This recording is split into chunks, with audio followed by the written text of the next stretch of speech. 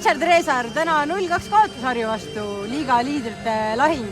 Küsin alustuseks, kas oli pingeid ka enne peale, et on tähtis mäng? Ma ütleks, et see oli mäng nagu iga teine. Et jah, me teame, et Harju on esimene, me oleme teised, see oleks hea võimalus neile natuke lähemale jõuda.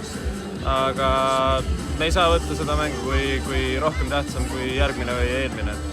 Et ma ütleks, et ei olnud pingeid rohkem. No 0-2, mis sai otsustavaks? Milles oli Harju täna parem? Ma ütleks isegi, et me alustasime mängu päris energiliselt, aga mõned võimalused, mis meil olid, me ei lahendanud nii kliiniliselt, kui muidu oleme lahendanud. Ja Harjule piisas siin paarist võimalusest ja Esso poole lõpus suutiski ära lahendada selle ühe ja siis poole ajale minnes kohe ikka süke nigel maitse suus ja teisel poole üritasime siin kuidagi mingi viisi leida, kuidas mingi värava saada, aga lõpuks ikkagi Harju suutis seda teisega lüüa ja siis oli juba päris paha. No võrreldes viimaste mängudega, kus me oleme väga madalalt mänginud ja väga kaitsest lähtuvalt, täna ei olnud päris suke mäng, me olime ikkagi poole väljaku peal vastas, et kas väljakul oli nii-öelda siis, kuidas küsida, toredam või lõbusam ka mängida, et sai natukene kõrgemalt ise ka suruda?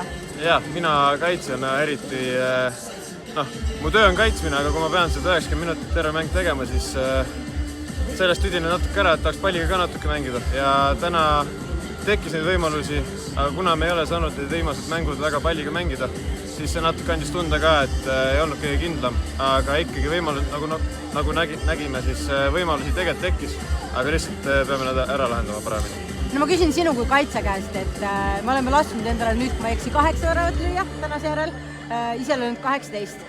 Samas meil kaitseliinis on olnud vaja teha muudatusi, Jakub Raudmäe on väljas, Taanu Saareleht on praegu eemal, Martin Sova on väljas.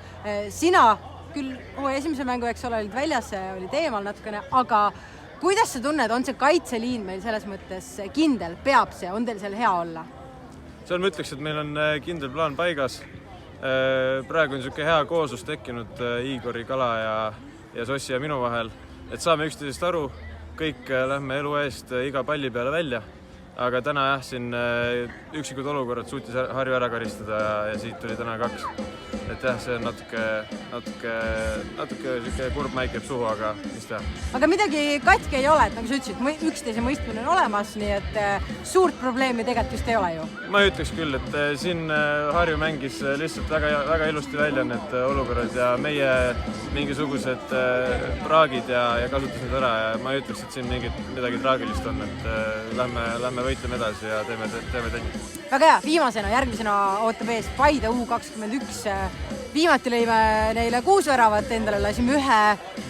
Nüüd me mängime nendega meie kodus. Kas fännid võivad oodata samasugust väravat saada või sa arvad, et Paide on teinud mingid korrektuurid ja tuleb natukene teistsugune mäng? Nad mängisid Tabasaluga ja võitsid 3-0 vist, et meie võitsime ka Tabasalu 3-0. Nii et tundub, et nad on mingisugused korrektuurid teinud, aga selle eest meie jätkame sama võimsalt ja üritame samamoodi maha mängida neid ja ei lase neid mängida enda mängu. Selge, super, suur aitäh sulle ja näeme järgmisel nädalavahetusel juba siinsamas. Aitäh!